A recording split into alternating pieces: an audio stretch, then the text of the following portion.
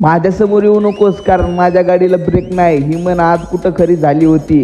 तसं तर आपली गाडी समोर पोलीस असल्यावरच थांबती म्हणा. हे असं बघितलं की असं वाटतंय की आपलं पण घर असावं इथं, पण ह्याच्यात काहीच अर्थ नाही. सगळा कचरा आहे. गावाकडलं घर लय भारी ह्याच्यापेक्षा. राम राम गाववाले, मी विशाल राज म्हणेन, स्वागत आहे तुमचं आपल्या आजच्या नवीन ब्लॉग मध्ये. फेरफटका मारण्यासाठी आपण आलो होतो DY पाटीलच्या कॉलेज रोडला, कारण या कॉलेज रोडला प्रत्येक प्रजातीचे झाडे झुडपे आहेत. आणि तुम्हाला तर माहिती आहे, आपल्याला झाड झुडपात फिरायला खूप आवड. नॅचरल हवा आरोग्यासाठी चांगली असते ना, म्हणूनच. ऊन पण भरपूर होतं, म्हणलं चला ह्या मामाच्या हातचं ताक पिऊन बघू. पण गावाकडे आजीनं बनवलेल्या ताकाला जी चव असायची ना, ती तर कुठं भेटणारच नव्हती. पण आमचं पोट आहे की काय माहिती, आम्ही गार जरी पेलेलं असलं ना तरी आम्हाला चहाची 90 ही लागतीच. मग मी आलो माझ्या फेवरेट ठिकाणी, महाराजांच्या पायथ्याशी. इथं छत्रपती शिवाजी महाराजांचा इतिहास जीवन दिसतो. मित्रांनो, इथं आलं ना की समजतं स्वराज्य मिळवणं किती अवघड होतं. तुम्ही जर पुण्यात आला आणि शिवसृष्टी जर पाहिली नाही तर तुमचं येण्याला काहीच अर्थ नाही.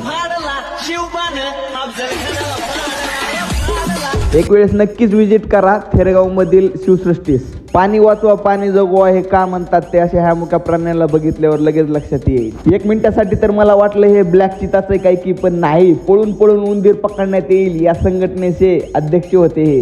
जसं जसं ते जवळ येत होतं ना तसं भीती अजून वाटत होती. तर तुम्हाला हा ब्लॉग कसा वाटला कमेंट मध्ये नक्कीच सांगा. भेटू उद्याच्या नवीन ब्लॉग मध्ये. राम राम गाववाले.